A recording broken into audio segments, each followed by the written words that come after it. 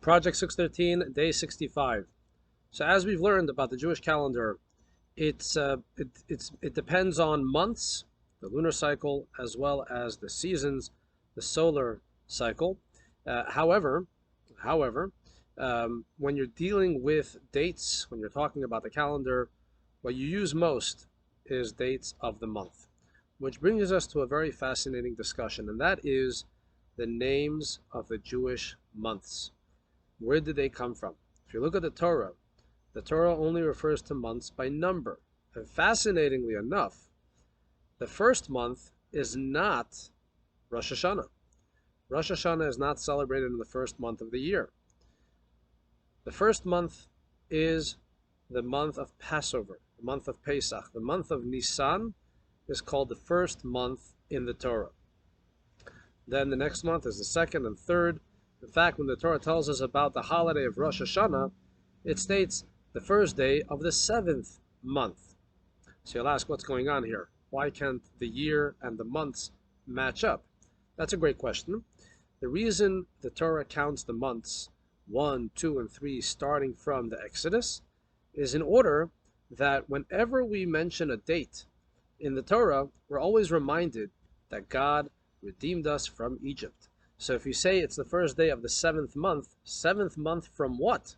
Seventh month from the Exodus. We're always remembering God's kindness and the fact that He took us out of Egypt.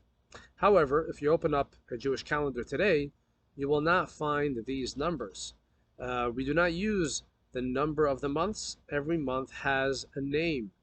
The month of the month of Rosh Hashanah is called Tishrei. The month of Passover is called Nisan. Where did these names come from? And according to tradition, these names were adopted during the first exile. So when the Jewish people left Egypt, they wandered through the desert for 40 years, and then they inherited the land of Israel. They conquered the land of Israel, and they settled there for a total of 850 years. During that time period, they built Solomon's temple. But then after 850 years, the Babylonians came, destroyed the temple, and sent the Jewish people into exile. That exile, known as the Babylonian exile, was a total of 70 years. The story of Purim happened during that exile. After 70 years, the Jewish people came back, or a certain representation of the Jewish people started to come back to the land of Israel, and they rebuilt the Second Holy Temple. They had adopted the names of the months in Babylon. These are Babylonian names, most of them.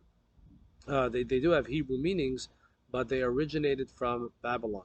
And the reason why these names stuck and we did not go back to counting numbers is in order to remember that after the first expulsion from the land of Israel, the Jewish people ultimately made it back and rebuilt the temple. So we have 12 months of the year. Each one of them has a name. The 13th month that is added in order to balance the discrepancy between the lunar months and the seasons is called, it's the 12th month, in other words, the month right before Nisan, the month right before Pesach.